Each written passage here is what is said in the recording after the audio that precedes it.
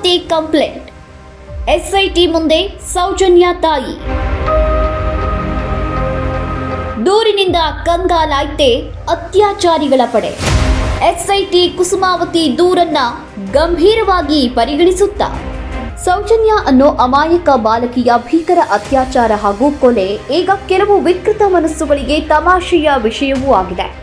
ಅತ್ಯಾಚಾರವೇ ಅಲ್ಲ ಎನ್ನುವ ಸೌಜನ್ಯ ತಾಯಿಯನ್ನೇ ಅವಮಾನಿಸುವಂತಹ ವಿಕೃತಿಗಳು ಅತ್ಯಾಚಾರಿಗಳ ಪರ ನಿಂತ ಪರಿಣಾಮ ತಾಯಿ ಕುಸುಮಾವತಿ ಇದೀಗ ಹೋರಾಟದ ಹಾದಿಯಲ್ಲಿ ಮತ್ತೊಂದು ಹೆಜ್ಜೆ ಇಟ್ಟಿದ್ದಾರೆ.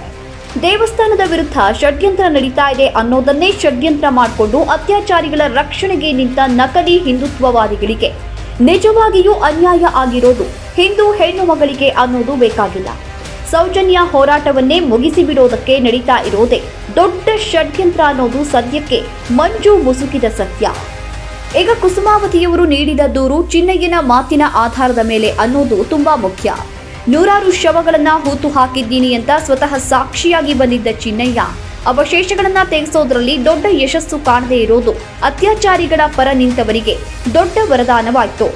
ಚಿನ್ನಯ್ಯನ ವೈಫಲ್ಯವನ್ನೇ ಆಧಾರವಾಗಿ ಇಟ್ಕೊಂಡ ಅಧಮರು ಎಲ್ಲವನ್ನ ತಲೆಕೆಳಗೆ ಮಾಡೋ ಪ್ರಯತ್ನ ಮಾಡಿದ್ದು ಅದರಲ್ಲಿ ತಾತ್ಕಾಲಿಕ ಯಶಸ್ಸನ್ನು ಕಾಣ್ತಾರೆ. ಆಡಳಿತ ವ್ಯವಸ್ಥೆ, ವಿರೋಧ ಪಕ್ಷ, ಮಾಧ್ಯಮಗಳೆಲ್ಲವೂ ದುಷ್ಟರ ಪರ ನಿಂತಾಗ ನ್ಯಾಯಪರ ಹೋರಾಟಕ್ಕೆ ಕೆಲವು ಕಾಲ ಗ್ರಹಣ ಬಡಿಯೋದು ಸಹಜ. ಇಂತಹ ಸಮಯದಲ್ಲಿಗೆ ಸೌಜನ್ಯ ತಾಯಿ ಕುಸುಮಾವತಿ ಎಸ್ಐಟಿ ಅಧಿಕಾರಿಗಳ ಮುಂದೆ ದೂರು ತೆಗೆದುಕೊಂಡು ಹೋಗಿದ್ದಾರೆ. ಈಗಾಗಲೇ ಎಸ್ಐಟಿ ವಶದಲ್ಲಿ ಇರುವಂತಹ ಚಿನ್ನಯ್ಯ ಕೆಲವು ಸಂದರ್ಶನಗಳಲ್ಲಿ ಸೌಜನ್ಯ ಸಾವಿನ ಸಂದರ್ಭದ ಕುರಿತು ಮಾತನಾಡಿದ್ದಾರೆ. ಧರ್ಮಸ್ಥಳದಲ್ಲಿ ಯಾತಕ್ಕೋಸ್ಕರ ಬಿಟ್ಟರೆ ಅಂದರೆ ಅಲ್ಲಿ ರವಿ ಪೂಜಾರಿ ಅಂತ ಒಬ್ಬ ರೂಮ್ ಬಾಯ್ ಇದ್ದ. ಮತ್ತು ಅವನು ಕೆಲವೊಂದು ಸರಿ ಸ್ವಲ್ಪ ಕುಡಿಯೋ ಅಭ್ಯಾಸ ಉಂಟು, ಲೈಟು ಹುಡುಗ, ಮದುವೆ ಆಗಿಲ್ಲ ಅವನು. ಮತ್ತು ಹೇಳ್ತಾ ಇದ್ದ ಹಾಗೆ ಹೀಗೆ ಓಡಾಡಿಕೊಂಡು ಇದು ಮಾಡ್ಕೊಂಡಿದ್ದ, ಮುಖ ಎಲ್ಲ ಸಪ್ಪಗಿತ್ತು. ಯಾಕೆ ಕೆಲಸಕ್ಕೆ ಹೋಗಲಿಲ್ಲ ಏನೋ ಅಂತ ನಾವು ಸಹ ನೋಡೋದು. ರೂಮಲ್ಲಿ ಸುತ್ಕೊಂಡಿರ್ತದೆ, ಚೇಂಜ್ ಮಾಡಿ ಕೂಡ ಹೋಗಲಿಲ್ಲ. ಮ್ಯಾನೇಜರ್ನವ್ರನ್ನೊಂದು ಬೈದರು, ಯಾಕೆ 10 ದಿವಸ ಆಯಿತು ಚೇಂಜ್ ಮಾಡಿ ಅಂತ. ಕೇಳಲಿಲ್ಲ. ಮತ್ತೆ ಅವನೇ ಓಪನ್ ಮಾಡಿ ಹೇಳಲಿಕ್ಕೆ ಶುರು ಮಾಡಿದ. ಹೀಗೆ ಸೌಜನ್ಯನ ವಿಷಯದಲ್ಲಿ ನಿನಗೆ ಗೊತ್ತಿಲ್ಲ ಮಾರ, ಸಣ್ಣದನಿಗಳ ಮಗ ಇರೋದು, ಸಣ್ಣದನಿಗಳಿದ್ದಾರೆ, ನಿನಗೆ ಗೊತ್ತಿಲ್ಲ ಅಂತ ಹರ್ಷೇಂದ್ರ ಹೆಗಡೆ ಹಾಗೆ ಅಂತೇಳಿ ಅವ ಹೇಳಿದ ರವಿ ಪೂಜಾರಿ. ಇವನು ಇನ್ನೂ ಹುಚ್ಚನಾಗಿ ಹೇಳ್ತಾನೆ, ಇದೆಲ್ಲ ದೊಡ್ಡ ವಿಷಯ, ನಮಗೆ ಅಗತ್ಯ ಇಲ್ಲ ಅಂತ ನಾವು ಸುಮ್ಮನೆ ನೆಗ್ಲೆಕ್ಟ್ ಮಾಡಿದ್ದು. ಮತ್ತು ಅಷ್ಟಾಗುವಾಗ ಸ್ವಲ್ಪ ಸಮಯ ಹೋಗೋ ಇಲ್ಲ ಚಿನ್ನದ ಅಂಗಡಿ ಅಲ್ಲಿ ಎಲ್ಲ ಚಿನ್ನ ಮಾರುವಲ್ಲಿ ಸಹ ಹೇಳಿದ್ದಾನೆ, ನಮಗೆ ವಿಷಯ ಗೊತ್ತಾಗಿದೆ. ಅಂದರೆ ನದಿಯಲ್ಲೆಲ್ಲ ಚಿನ್ನ ಎಲ್ಲ ಎಕ್ತಾರಲ್ಲ, ಭಯಂಕರ ನದಿಯಲ್ಲಿ ಬಂಗಾರ ಸಿಗ್ತದೆ. ನೇತ್ರಾವತಿ ಹೊಳೆಯಲ್ಲಿ ಸ್ನಾನ ಮಾಡುವಾಗ ಸೋಪ್ ಹಾಕಿ ಮುಳುಗುವಾಗೆಲ್ಲ ಚೈನು, ಉಂಗುರ ಅದು ಇದೆಲ್ಲ ಭಯಂಕರ ಬೀಳ್ತದೆ ನದಿಯೊಳಗಡೆ. ಅದನ್ನೆಲ್ಲ ಎಕ್ಕಿ ತಂದು ಮಾರೋದು, ಏನೋ ಖರ್ಚಿಗೆ ಇಟ್ಕೊಳ್ಳೋದು ಎಲ್ಲ ಮಾಡ್ತಾಯಿದ್ವಿ. ಎಲ್ಲರಿಗೆ, ರೂಮ್ ಬೈನವ್ರಿಗೆ ಎಲ್ಲರಿಗೆ, ರೂಮ್ ಬೈನವರು 3 ತಿಂಗಳಿಗೊಮ್ಮೆ ಚೇಂಜ್ ಮಾಡ್ತಾರೆ, ಎಲ್ಲರಿಗೆ ಸಿಗ್ತದೆ. ಹಾಗಿರುವಾಗ ಅದನ್ನು ಇದು ಮಾಡ್ತಾರೆ. ಅಲ್ಲಿ ಸಹ ಅವನು ಹೇಳಿದ್ದಾನೆ, ಕೆಲವು ಕಡೆ ಹೇಳಿದ್ದಾನೆ, ಅದೆಲ್ಲ ಪಬ್ಲಿಕ್ ಆಗಿದೆ. ಮತ್ತು ಅವರಿಗೆ ಡೌಟ್ ಬಂತು. ಮತ್ತು ಅವತ್ತು ಸಂಜೆ ಎಲ್ಲ ಪೇಚಾಡ್ತಾ ಇದ್ದ ಹಾಗೆ ಹೀಗೆ ಅಂತ. ಅವರು ಕನ್ನಡಿಯವರು, ರಾಧಾಕೃಷ್ಣ ಅವರು ಇವರೆಲ್ಲ ಇದ್ದರು, ಒಂದು ರೂಮ್ ಬಾಯ್ನವರು. ಮತ್ತು ಅವನು ಬೆಳಿಗ್ಗೆ ಹೋಗಿ ಚಹಾ ತಿಂಡಿ ಕುಡಿದು ಬಂದು ಪೇಪರ್ ಓದಿ ಅವರ ಹೋಟ್ಲಿಂದ ಒಳಗೆ ಬಂದದಷ್ಟೇ. ಇವರು ರೂಮ್ ಬಾಯ್ನವ್ರು ಬೇಕಿ ನಾನು ಹೇಳಿದ ರಾಧಾಕೃಷ್ಣ ಅವರೆಲ್ಲ ಒಳಗಿದ್ದರು. ಹಗ್ಗ ಹಾಕಿ ಬಿಟ್ಟಿದ್ದಾರೆ ಅವನಿಗೆ ಕುತ್ತಿಗೆಗೆ. ಹಗ್ಗ ಹಾಕಿ ಹೆಣವನ್ನು ಆಗಲೇ ಇಳಿಸಿಬಿಟ್ರು, ಕೆಳಗೆ ಇಳಿಸಿಬಿಟ್ರು. ಮತ್ತು ಪೊಲೀಸು ಹೋಗುವಾಗ ಅವನನ್ನು ಕೆಳಗೆ ಇಳಿಸಿ ಆಯಿತು.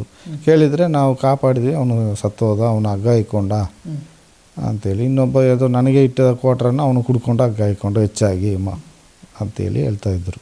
ರವಿ ಪೂಜಾರಿ ನಿಮ್ಮ ಹತ್ರ ಸೌಜನ್ಯ ವಿಚಾರದ ಬಗ್ಗೆ ಏನಾದರೂ ಹೇಳಿದ್ರು? ಅದೇ ಅದನ್ನು ಹೇಳಿದ್ದನ್ನು ನಾನು ಯಾರಿಗೆ ಹೇಳಲಿಲ್ಲ. ಮತ್ತು ವಿಠಲನ ತಮ್ಮ ಪುರಂದರ ಇದ್ದ, ಅವನ ಹತ್ರ ಹೇಳಿದ್ದೇನೆ ಅಂಗಡಿಯಲ್ಲಿ. ಈಗ ಹೇಳ್ತಾನೆ ಅವನು ರವಿ ಪೂಜಾರಿ ಅಂತ ಹೇಳಿದೆ.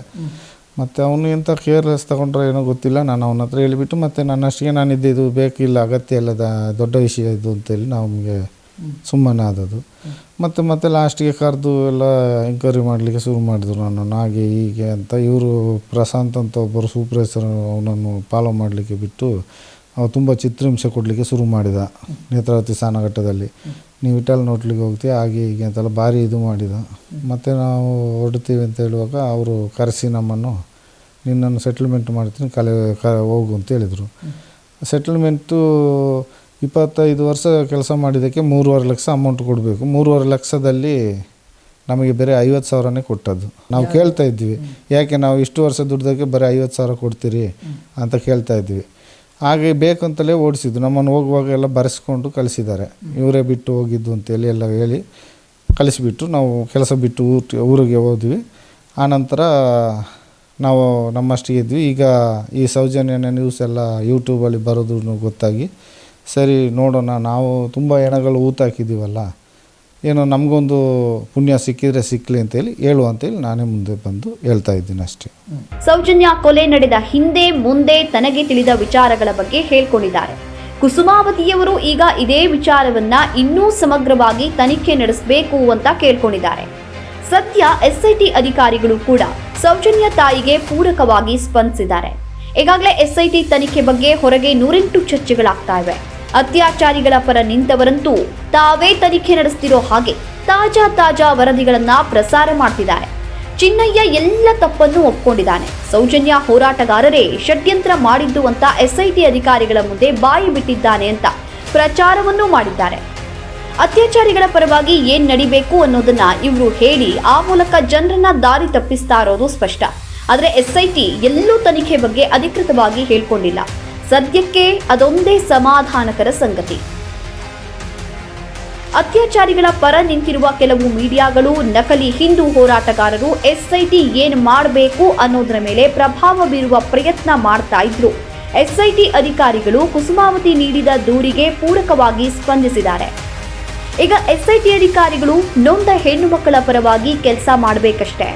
ಆದರೆ ಅವರಿಗಿರೋ ರಾಜಕೀಯ ಒತ್ತಡ ಪ್ರಭಾವ ಯಾವ ಮಟ್ಟಕ್ಕಿದೆ ಅನ್ನೋದನ್ನ ಯಾರೂ ಬಿಡಿಸಿ ಹೇಳಬೇಕಾಗಿಲ್ಲ. ಹಾಗಾಗಿ ಎಲ್ಲವೂ ಅಯೋಮಯ.